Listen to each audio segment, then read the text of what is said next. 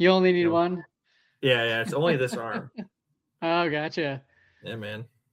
Yeah, mine are to keep my fingies warm, even Oh, it's though supposed to be crazy tonight, dude. they're fingerless gloves. Yeah. Yeah, we're about to get buck wild tonight. Yeah, Nice it's wind going night. from like 20 degrees down to -9 or something like that. It's been Yeah. precipitously dropping like 30 degrees each day. So It's it's it's pretty like brutal. real winter has returned. You know what I mean? Exactly. Like a couple weeks back, I want to say a week and a half or so, we had the windows open. It was Yeah. it was like 40 degrees in January. It's like, Yeah, and let's open now the it's windows. -9. Welcome to the Midwest. Indeed. And also, welcome to Deadzone the podcast. We've made it. I'm one of We've your made hosts, it. Bryan. And I'm Scott. Welcome to the Deadzone podcast. Deadzone is the sci-fi tabletop.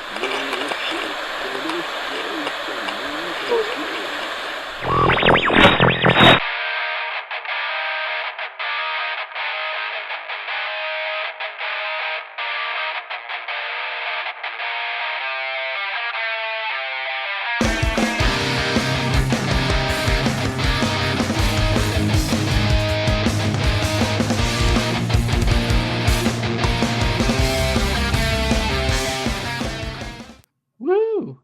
Welcome back to the distant future of the year 2026. The Yeah, far future. The it's a far. new year. And oh boy, do we have quite the show for you, and really it's just covering stuff that happened in January. A lot has happened. But it's been a crazy couple months for both of us, I would say, as well as for fans of the Mantic side of things. So kind of without further ado, I think it's probably worth jumping right in to Adepticon. Let's roll. That's right, everyone. It's that time of year again, where Adepticon just, as of this recording, about a week or so ago, just went live with their pre-registration for their events. And if you have been living under a rock and or just tuning in for the first time ever, Adepticon is like the big gaming tournament, especially for Mantic games. It's a huge convention. Used to take place in Schaumburg, Illinois, and had to upgrade because of capacity issues. So they are now. It's the Disney World of war games. Let's put it Yeah, that way. it really is. So now they're out of the Baird Center in Milwaukee, Wisconsin. Good old WI. And I know we've got a couple of friends of the show out that way, so it is a little closer to them. It'll be the second year that Adepticon is run at that location. From what I've heard, I wasn't able to make it last year, and Scott, I don't think you were able to either. It's huge, but it was like a really great event, and looks to be even bigger this year, which is saying something. It's very cool. Very cool. So as far as what we're going to cover today for Adepticon, I won't go into the nitty gritties of the tournaments. I think I'm going to save that for February. Because I'm actually going to be returning this year, and I'll be running some of the events. Nice. So sign up for them. And but I will preface by all my packets are published and available on the Adepticon website. I'm going to probably be in the process of making them available elsewhere here, just kind of via social media and whatnot, for those that don't go to the Adepticon website. It is a little tricky to find rule sets if you don't know how to navigate their website. They're a little buried. But I digress. Without further ado, I'm going to just do a quick walkthrough of the Adepticon schedule for Mantic. Overall, covering mostly their tournaments and their side games. I also believe that there's probably going to be a Mantic night on Saturday, which is always a fun time. But yeah, so starting on Thursday, the 26th of March, we have the Epic Warpath US Nationals from 8:30 to 5:30, and that event is sold out. Nice. Which is, I believe, it's like a 3-round or 3-game event, 1,500 points on 4x4 tables. That's about all the details I know off the top of my head for that one. But it's super exciting to hear that like, again, pre-registration just went live, and we have a number of events sold out, which is a good problem to have. It's an amazing problem to have. In fact, actually, I think it might be good, Brian, if you tell people how to find the events that are available. Yeah. So if you go to Adepticon.org, ADEPTICON.org, what you can do is on their website, you can go to info and their top navigation, and then there should be an option for event schedule. And in there is their kind of little handy dandy tool to filter and sign up for games and everything. What I always recommend, if you click the filters, the big red filters button, once it loads, there's an option to filter by game systems. If you go through that, you select the ones you want, such as Deadzone or Firefights, or Halo, Kings of War. There's things for everybody, right? It'll show all of the events for that game system. So for instance, I'll cover this in a little bit. Halo has both their kind of main tournaments as well as some side games that are smaller events. They're cheaper as well. As just kind of like a one-off, if you have an extra hour or two to spend and you just want to play a little Halo Flashpoint in between your big tournaments, there's a whole lot of little challenges set up to get some games in with some other players for fun little prizes as well as bragging rights. So yeah, that's where you can go to sign up for these events.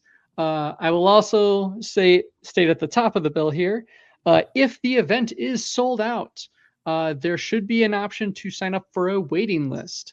Mantic is actively working with Adepticon to open up more spots, but the way that negotiation happens is if we can show that there is a big waiting list for people that still want to sign up.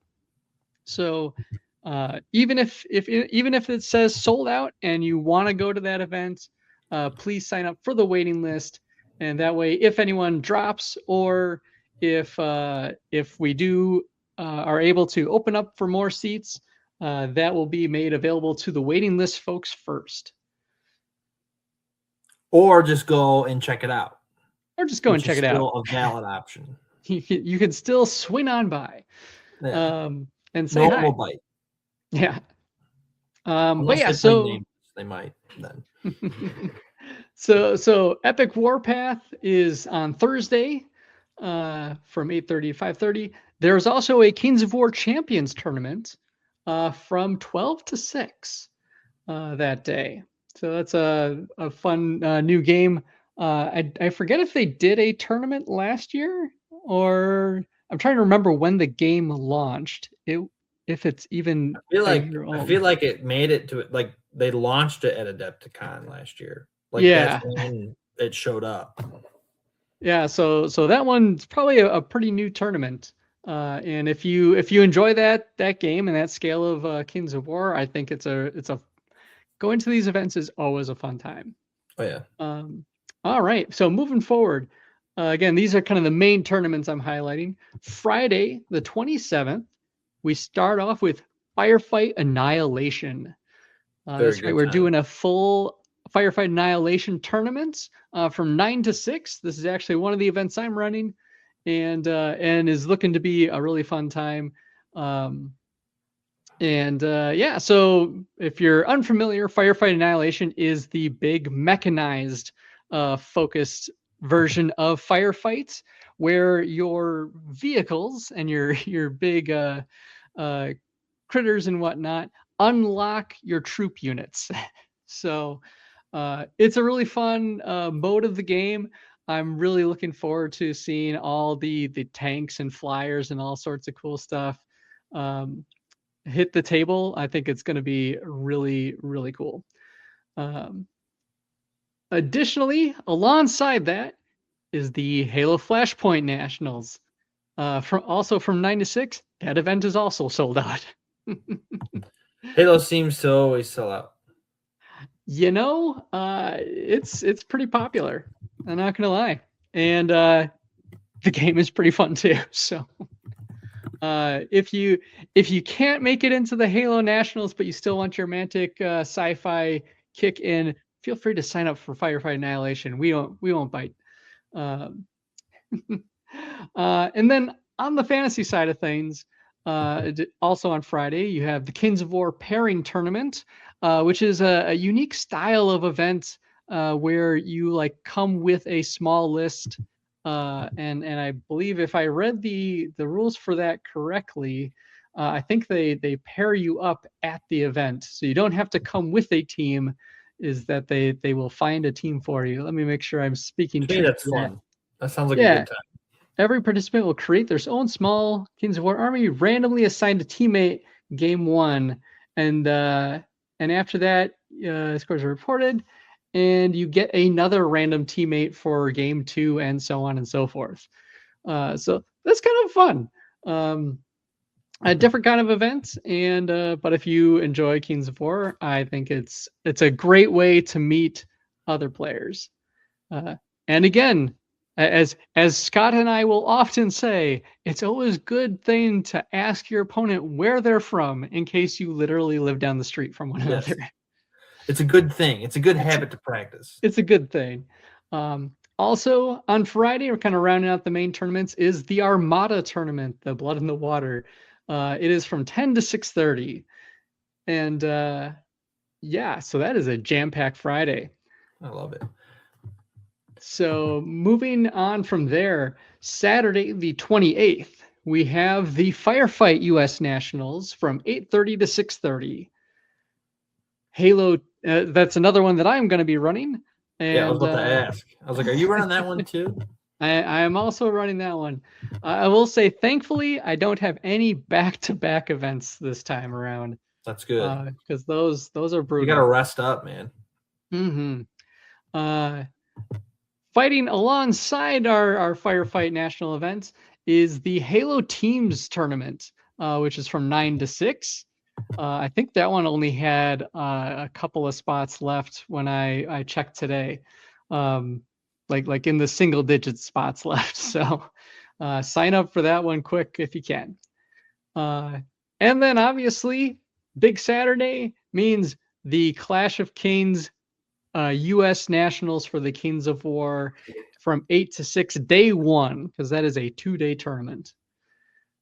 And yeah, so lastly, on Sunday, the 29th, we have Deadzone U.S. Nationals from 8:30 to 4:30, and that event is sold out. Which that's good. It's cool. I mean, one day, and everyone's like signed up. That's got me geeked. Not gonna lie. You're not running Deadzone? I am running Deadzone. You are good. Yeah. You sold out all your tickets, man. And I won't lie, I didn't really lift a finger. Like, I have not done any advertising for this event. You just said it just got release. posted and people signed up for it. I'm super stoked for it. And I'll kind of get into that in a greater detail in a second here. Additionally, the second day of the Kings of War Clash of Kings is from 9 to 4:30. So hopefully we should be all wrapped up by then. But like on top of that, like, so those are all the main tournaments. We also have about a dozen or so side events that occur multiple times throughout the weekend. You have the Warpath Big Battle game. You have Halo Survival Challenge, the Halo Master Chief Challenge, the Halo Single Kill Challenge, the Halo Draft Tournament, Kings of War Big Game, Kings of War Learn to Play, Kings of War Champions Learn to Play, Armada Learn to Play. All of these things are happening at Adepticon, and it's Mantic is just so they've gone wild. big, They've unleashed. Man. And I won't lie, like there was that part of me that kind of felt that little pain about having Deadzone get moved from its spot. It typically sat on the Saturday block, right? And or kind of flitted around with like the Friday one as well. And so there was that part of me that was a little worried, but then you know what? In kind of thinking it through, I think there are a lot of Deadzone players that love that game that probably had bigger tournaments that they wanted to play in, which took up all of those other days. So actually getting slotted to Sunday works out great for that event. Yeah, because totally. I think most people will be done with their main tournaments, and then you've got Deadzone. One of the greatest games. Not gonna lie. Yeah. Bias. If not the greatest. Well, it's cool knowing that like it's not just one game. It seems like there's all the variants. Which oh yeah. I think is, I mean, it's kind of overwhelming. Like when I'm looking at this list, I'm like, man, they're running they're running like 50 different things. It's ridiculous. It's very, very cool. Yeah, I probably could have kept the metrics. Like a lot of the Halo events, there's like 6 of them happening each day, like iterations or something. And admittedly, I don't know what all this means. I don't know like what all these challenges are, but it would just be exciting just to show up and check it out. Oh yeah, and like I said, they're kind of like, you know, single like couple player events, you know, maybe like 4 people or something. The single kill challenge is I think a different one that I'm thinking of. Like the Master Chief challenge is everyone's like, I think it's everyone's Master Chief. Yeah, you literally have to you have to become Master Chief. Yeah, so you know, I don't know if the tournament packets have changed much from last year. Those are also posted, I believe. So all those are available at Adepticon's website. But yeah, like Adepticon is a huge event. Mantic is continuing to put out just some amazing games, and the challenge now for both of the tournament organizers and our players is, what games do you go to?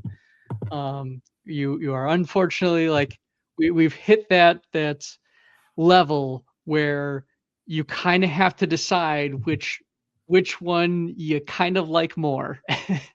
And like we've already gotten, like, you know, some people asking, you know, with the schedule out there, it's like, oh man, could this tournament be moved to this day because it conflicts with this other one that I got? And it's like, man, we've already got people signed up for all of these events. Like there's nothing that's waiting on, you know, any players. Like people are signed up already. So I'm really stoked. I think this is going to be a just huge year. And especially, won't lie, like bouncing back from the Michigan GT, where we had a pretty low Deadzone turnout. Like this is kind of like the swing in the other direction. Yeah. We went from low to max capacity, which is pretty good. And that is definitely one that I'm requesting some more seats. I think we have enough supplies to accommodate a few more tables. And so yeah, I'm pretty geeked about this. And that's I think that's going to be the Adepticon news I cover at this juncture. Next month I will talk more in depth about the tournaments I'm running, specifically, the ones we care about, right? Like the Warpath, and you guys don't need to know about the Kings of War stuff. Yeah, that's over there. That's put it away. Yeah. So I'll talk about more detail on those tournaments coming up, and kind of go from there. So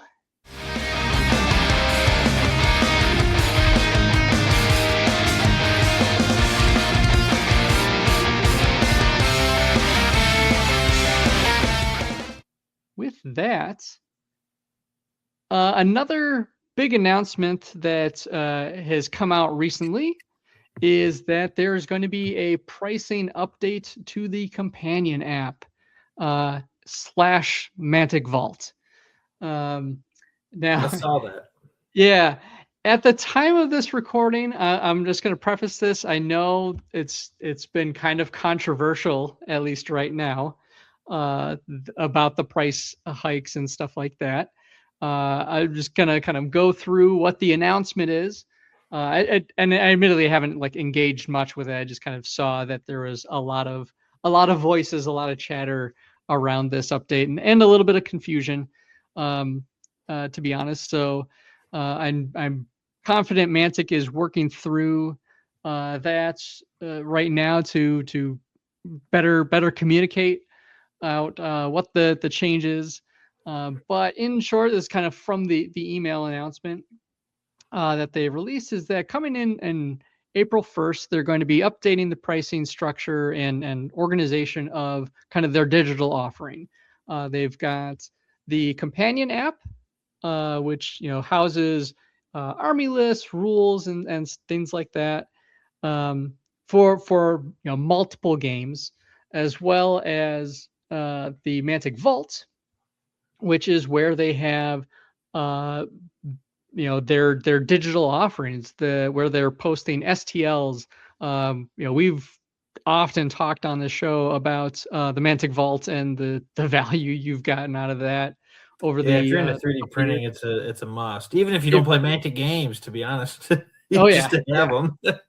Yeah, and there's some minutia around access to old packs and everything like that. Admittedly, I haven't delved too deeply on that front because I've been kind of signed up since day one on that front, so I kind of have everything. But I understand that some people that maybe joined late or came in a little bit later would be interested in that. There's going to be a reorganization of those into more of a digital storefront. Yeah, it cycles. So yeah. Cool. It's a necessary and kind of natural evolution of their digital offering. Mantic has really been pioneering in this space. Totally. They're not alone by any stretch, but as far as kind of these hybrid companies that are doing both the actual miniature production as well as a digital offering, and making their 3D models available, that's still something that I argue, are kind of ahead of the game on. Yeah, and I agree. They definitely, it's a very pro consumer move, and it makes you money. So it's well, do it. and do both. And that that digital offering is now multiple years old. So it was they've been able to keep it at a pretty stable price point for quite a while, up against a lot of changes economically. So it's kind of bound to happen. I guess I'm not surprised that it's coming, but I understand this is also kind of a budgetary consideration for a lot of people. So based on the email, there's going to be 4 kind of membership options that they're going to be rolling out in April of 2026. There's a vault only option that is going to run I think £9.99, which is roughly $13.48 as of this recording. I guess that could always change, couldn't it? Yeah. And that's per month, and that equals out to about $160 a year. So if you were only doing the vault, that's what that one kind of shakes out to. There's the companion option, which is just the companion, complete rules, and unlimited army list for any single Mantic game. So that is about 450 pounds, which is just like I don't know what, do they call it 50 cents in pounds? I don't know. It's up from $3.99. And that's right around like $6 US. So there's that option. There's the Club Mantic option, which is access for complete rules and unlimited army list to all Mantic owned IP games. And kind of calling out specifically, the Halo Flashpoint app is a separate entity. So like that has its own subscription outside of this. And I'll cover that in a second, but that's right around $7.50 pounds. So right around $10.12 US. So right around $120 per year. And then That's not expensive at all. If that's the hike, yeah, it's up from like $5.99 pounds. So it's like a £1.50 up. And lastly, the Fanatic option, which is 15 pounds per month, right around $20.25 per month. But that is the combined vault and companion levels. And it'll have new monthly sculpts provided via the vault and access to Mantic's own IP games, systems, and unlimited army lists, and some extra cool things that are not specified here. So that one does roll out to about $240 per year. So it is a bit of a hike up. Presently I reviewed my own subscription kind of leading up to this, which is about $59.90 pounds, or about $80, $81 a year. So looking forward this, I won't lie, I've got my eyes on the Fanatic because I love the vault and I'm on the companion app all the time. So that's probably where I'm looking at, but I understand like going from $80 a year to $240 is a bit of a jump here. They do also have Fanatic's founders level that they're going to be is just kind of a special discount for the Fanatics tier as kind of an early bird discount. Reduces the cost to about £12.50 per month, which is right around like $16.87 a month. Or even less, £11.50 per month if you were in the first 1,000 people to sign up for the vault, which I might have made it. I honestly don't know. I know I was an early supporter, but I don't know if I was in the first 1,000 people. I didn't know they did that. That's pretty sweet. Yeah.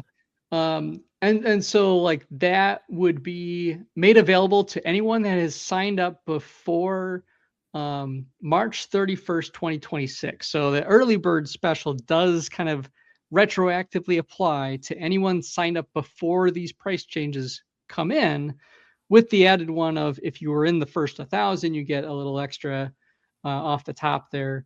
And that shakes out to right around $200 a year. And again, like $17 a month. I don't know if they're going to be doing any kind of annual offerings that kind of further bundle or reduce that price. But this is kind of the information that we have at this time.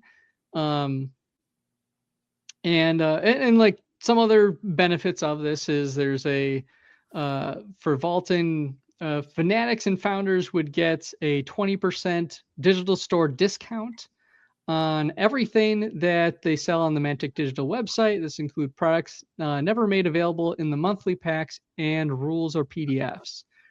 You also get a 50% discount on previous 2 monthly packs. and exclusive Fnatic member only polls to help guide the future of the Vault content.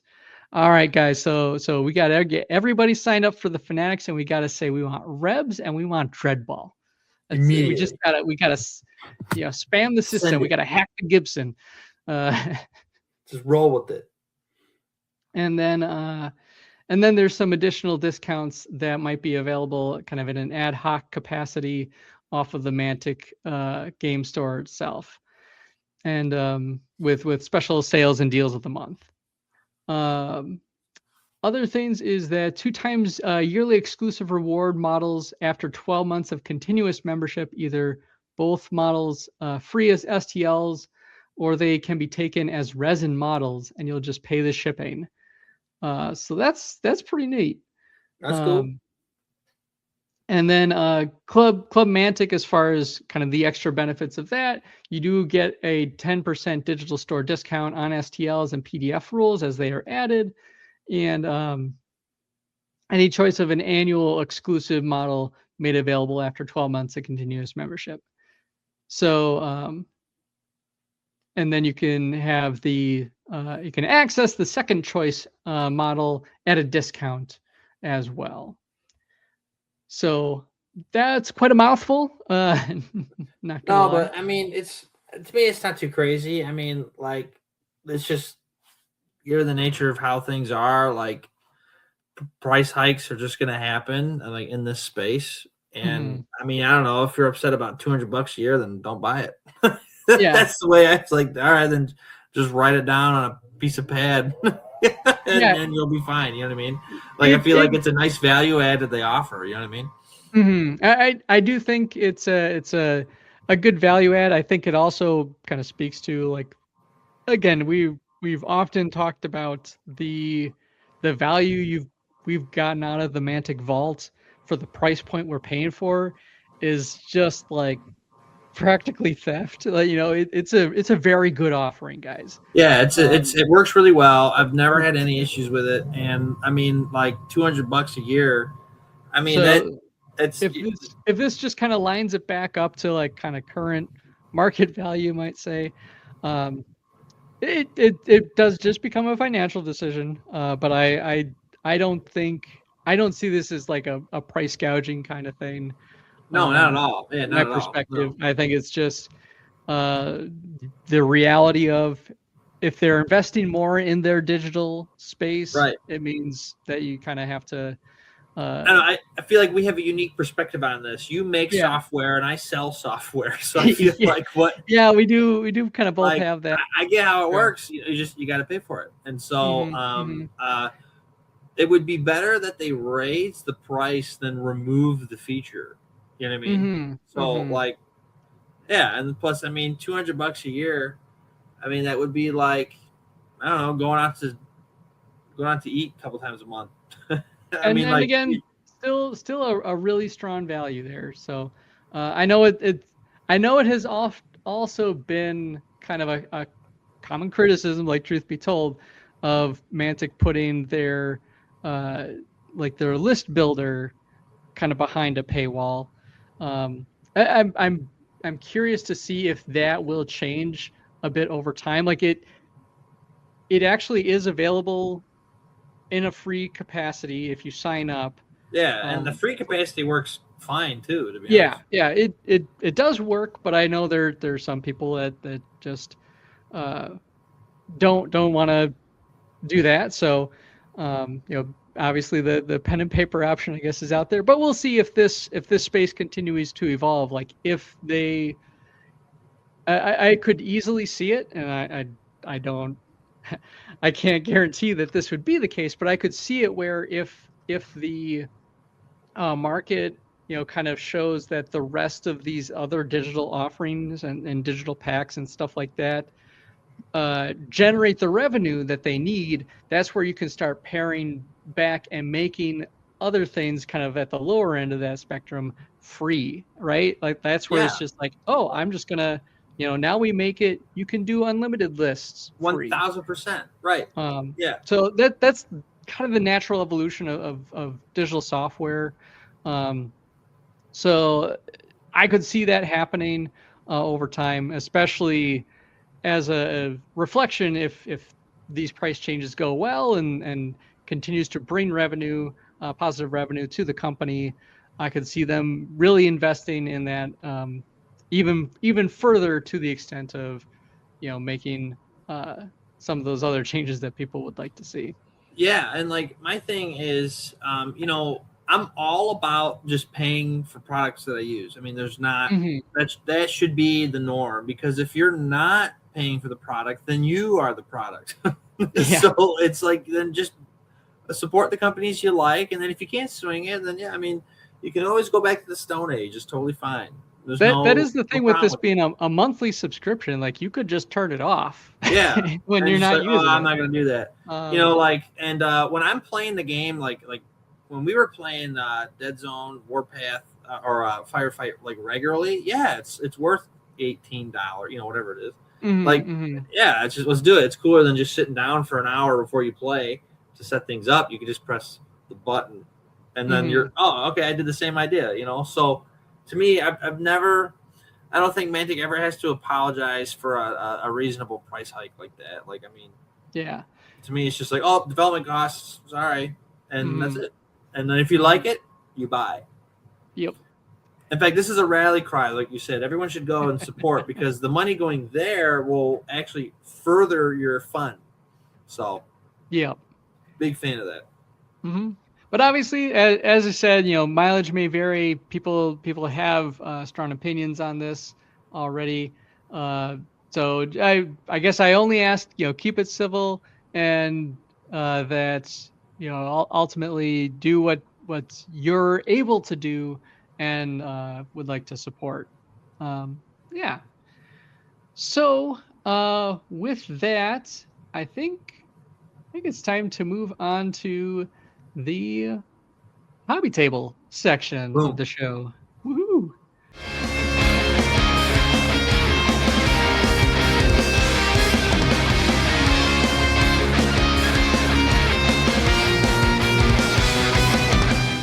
Now, the hobby table section is brought to you by Corvus Games Terrain.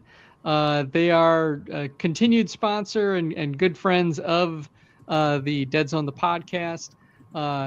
Does some amazing, fantastic STL work for some 3D models for terrain specifically, and just wrapped up a Kickstarter project that was more of like a very dyed-in-the-wool cyberpunk themed set with buildings that could be stacked on top of one another. I know personally, I'm already starting to print off some of the neat billboard kiosk things that were made for that, and include some printable pictures that you can then glue inside. So I've got those primed up, and I'm gonna start getting that together. Additionally, they have been Corvus has been working on a Halo Flashpoint themed style of terrain set in the kind of their, at this point has quite the range of Deadzone specific terrain that's all cubed up and ready to go, right sizes, has dimensions and delineations of where cube space is and everything.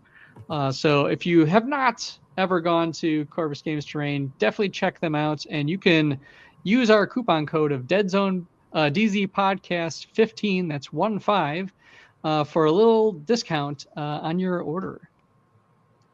Take advantage of the discount. Yes, do it. So I'll kick it off to you because I've been talking a whole lot, Scott. What have you got on your hobby table lately?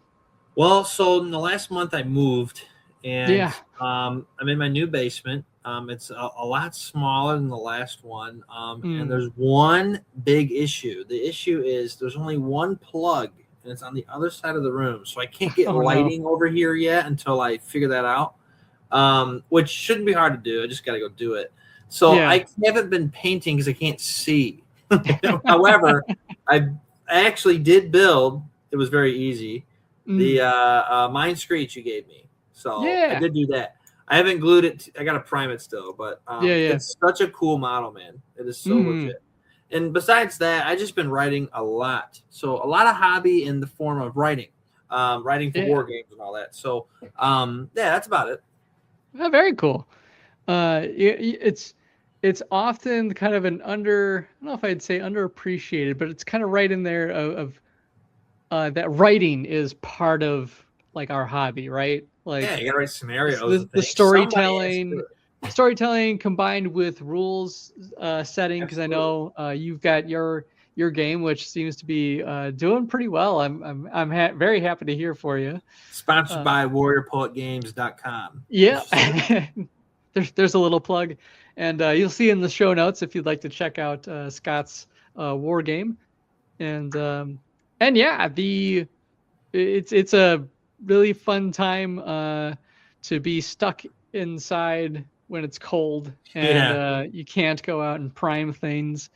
Yeah, I'm not even risking it. I've had people try to commission me for stuff, and I'm like, we gotta wait for it to thaw because I'm not even taking the risk. Like, so with some of the last, like the Michigan GT, I had actually donated some of my old Corvus sets to be kind of Adepticon's terrain sets, like to expand that ability and let whoever else is going to be running events be able to pick from that stash, which meant I was down a table's worth of Deadzone terrain, or two. I think I gave two now that I'm thinking Rev about up it. that printer, man. Rev up that printer. So my printer had been sitting a little idle since the Christmas times when I was making like ornaments and decorations and stuff. And so I got it kicked back into gear. I got a really sweet deal at a local box store on some filament that people didn't want. Great. So I've got like 5 spools of extra filaments, right around $50. So considering that mostly filament usually goes for closer to 20 for some of those, is pretty good steal. Yeah, it's a really good deal. But yeah, so I'd been meaning for a long time to print off the Corvus Games train, the Dverghold. I'm never going to pronounce it right, Steve. I'm sorry. I lack the linguistic skills. Scandinavian. Yeah, exactly. It is a sci-fi dwarven themed terrain set that was kind of designed with Forge Fathers in mind. Not kind of, definitely. Definitely. And Corvus is obviously a big fan of Deadzone. So I've printed off now effectively probably about 2 tables worth, at least a table and a half of that terrain. And I braved some of the weather the other day. I backed my car out of the garage for like a half hour and quickly like ran out, sprayed things, brought it back in so it could cure without, at least relatively good. And so I got all my big building pieces primed. And right now I'm doing like I did a base of black, and then I had a kind of zenithal red, like a dark red spray on it. So looking to now add kind of that splash of color to really bring a little extra life to the pieces. I think they turned out fantastic. They really do look amazing. And I'll be posting pictures at some point here as that terrain starts coming together. I'm confident, I'm pretty confident that I'm going to be needing it for Adepticon at this stage, with it being a sold out event. Yeah. Yeah, it is the classic time of the year where Bryan needs to get a whole bunch of terrain painting done, and it's wicked cold outside. So. Yeah, it hasn't been like this, and I think like a decade. This is like a true winter. Last year at least was, I feel like, very mild by comparison. Oh yeah, totally. So yeah, And so I've got that project. I've got a whole bunch of scatter terrain that I didn't get primed yet. That I've been actively trying to set up some kind of indoor spray booth. The downside is my basement is not very well ventilated. And it's kind of a tight space that I'm working with. So I did get myself some kind of simple masks, just like the paper ones. Now upon reflection, I did one little stint spraying with that on, and I'm like, I can still smell this stuff pretty strongly. You got to get the ones that have the ventilators that you could twist in. Those are the good ones. So I'm looking at other ways to do that. So I might still be able to spray indoors. I don't recommend it. If you can avoid it, do. I'm just trying to do some very small things with this and short bursts. Always take breaks. So like I said, I don't endorse this, even though I'm doing it. Sometimes you just got to take the risk, man. Yeah, but take care of your health. It's important. I'm hoping that at least the paint particles might be blocked by the mask, but I know the aerosol, the chemicals inherent in the spray itself is probably a concern. So I'll be adjusting that. Thankfully, that stuff can be kind of cheap off Amazon, so I might just. You got this on lock, man. You got this on lock. But so terrain is now my focus. I had gone through my Night Stalker collection a little bit, and had kind of pulled out some minis. I've 3D printed some of the official bases, the round bases that Mantic has through the vault. Speaking of, and I've got those set up for a handful of Night Stalkers to serve as my kind of 200-point Deadzone team. And from there, they kind of went back in the box once this terrain project kicked off. You said goodbye, Night Stalkers. I'll probably bring them back out at some point here. But I won't lie, when I started getting things ready for the Firefight Annihilation tournament, there was that part of me that was like, well, I kind of want to get my Gundam stuff back up. So with my GCPS, to have like 3 Striders with a truck and like a couple of Ranger sets, I'm like, well, if I'm doing that, I need to get my Marauders up because they were going to be my Xeon force. So I've got a handful of like the grunt bots. We're going to be a specific gun Xeon mobile suit and whatnot. They were going to be the black Tri-Stars, and I've already got one painted up for it, so that's always fun.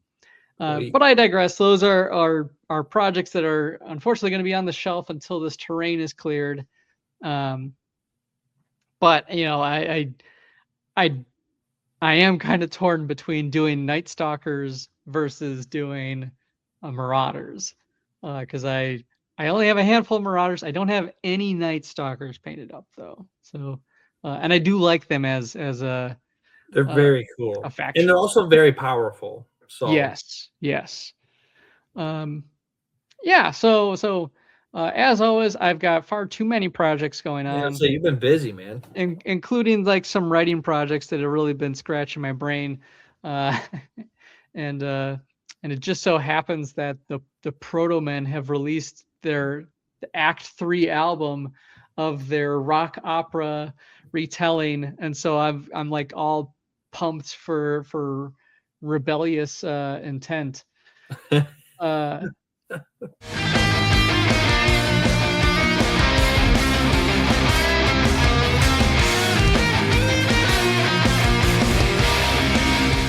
So, speaking of, I think I might be the first to be making this announcement. We had a special announcement, everybody. I'm excited. I don't know what this is going to be. So, a couple months, many months, kind of years back, Mantic had put out a social challenge. Back in August 8th of 2024, Mantic put out a social challenge that was if we could get to some follower thresholds of YouTube, Facebook, or Instagram followers, they would bring Rebs back. Woo. I remember that. I am pleased to announce YouTube, Mantic's official YouTube account has 19,000.1 subscribers. The threshold for that was 20,000. Facebook has 55,000 followers.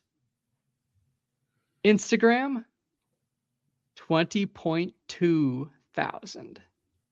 The threshold for Facebook and Instagram combined was 75,000. We have made it to that social goal.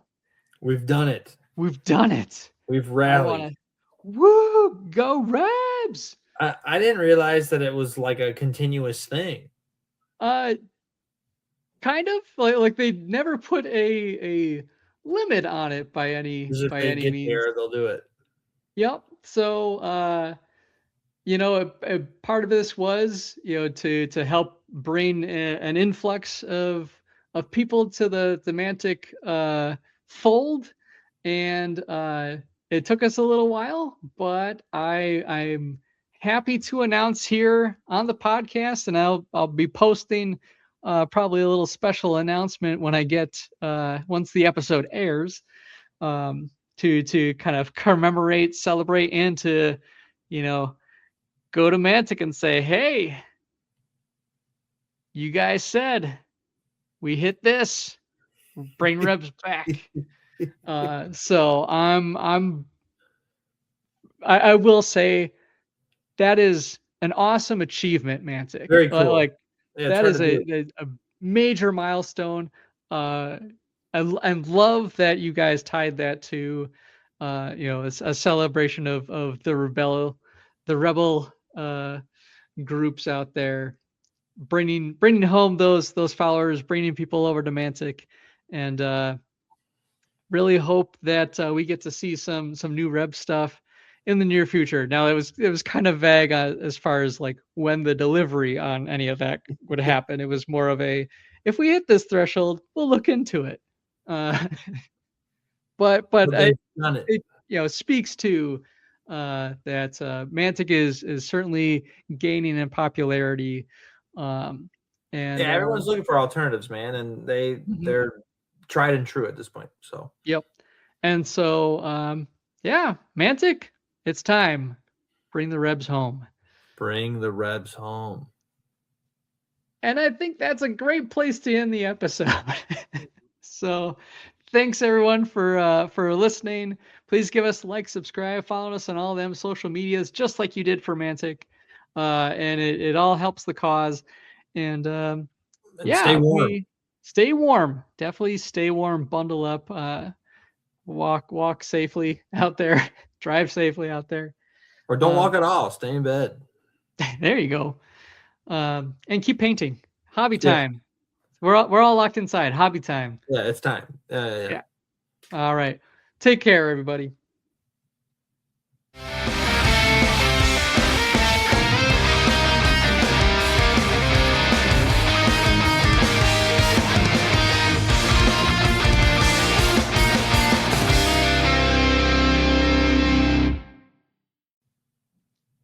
Yeah. We did it. We did it, man. Very cool. We did it. Yeah, man. Now that we've made it to the top. So, okay, you mentioned the Protomen or whatever. Yeah. I haven't heard that in forever.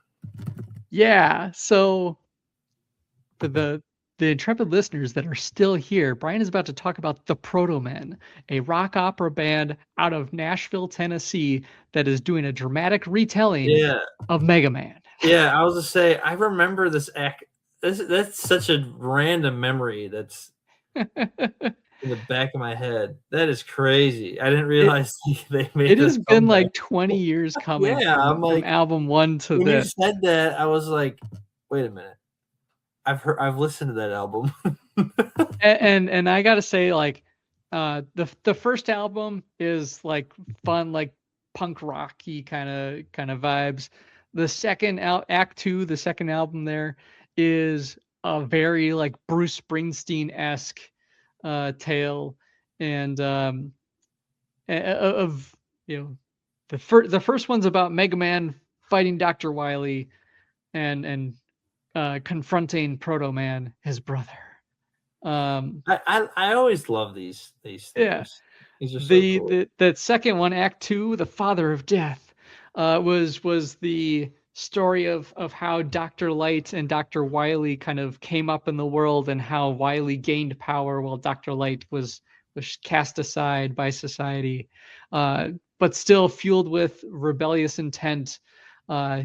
He recruits Joe, and together they light up the night. Which is probably the only song that most people will have heard of because it was on Rock Band. Yeah. I do remember that. This is like random, very like, I mean, I was part of Games Club in high school, and so this came out when I was a freshman.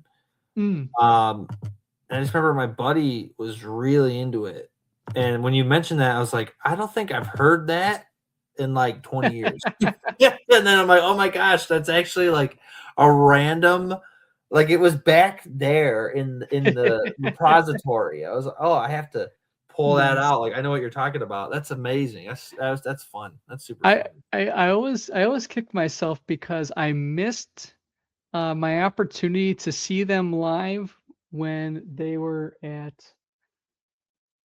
No Brand Con years and years ago.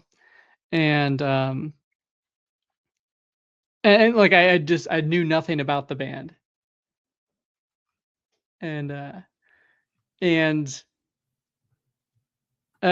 missed them, and like years would go by, and that's when Act 2 had come out, and I did manage to see them in concert, and it like really got into the band and the storytelling that they're kind of doing is this is it called a concept album kind of thing, like they're like a concept band. The lyric books have liner notes about what is happening in their story that they're telling. Obviously the music tells the story too, but so cool. I love concept albums, man. Yeah. And so Act 3 released over the course of the end of last year as like a weekly nugget, like one track or two every week or so till they hit the 15. And I gotta say, like, the quality of music is just incredible. Like they've come a long way from just kind of this punk rock, grungy kind of distorted sound to like this very symphonic and you know, musically rich kind of sound quality. Like it's hard to put into words, and I'm not a music expert by any stretch, but I absolutely love this band. And the medley in Act 3 that is Light's Last Stand, and I'm not going to talk about any of the story for Act 3 to spoil it for anybody, but like that song is just so good. Like it's such a complex musical piece that shows how much the band has matured and where they are within their craft. So, and it's just cool. A rocking song. It's so good.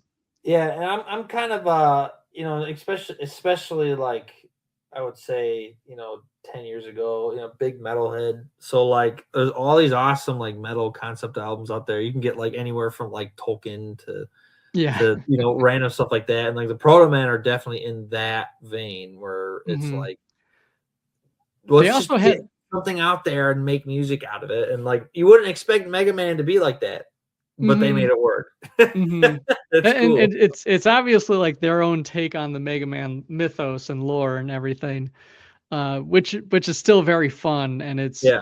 not always a happy tale. I won't lie. Yeah, it doesn't have to be. It's No, a rock opera, right? Like it's probably not going to end on a high note. yeah. But and they also had another fantastic album that they did called The Cover Up, which is covers of songs as if it was for an album of a movie called The Cover Up in universe. Uh, and their take on That's awesome, man.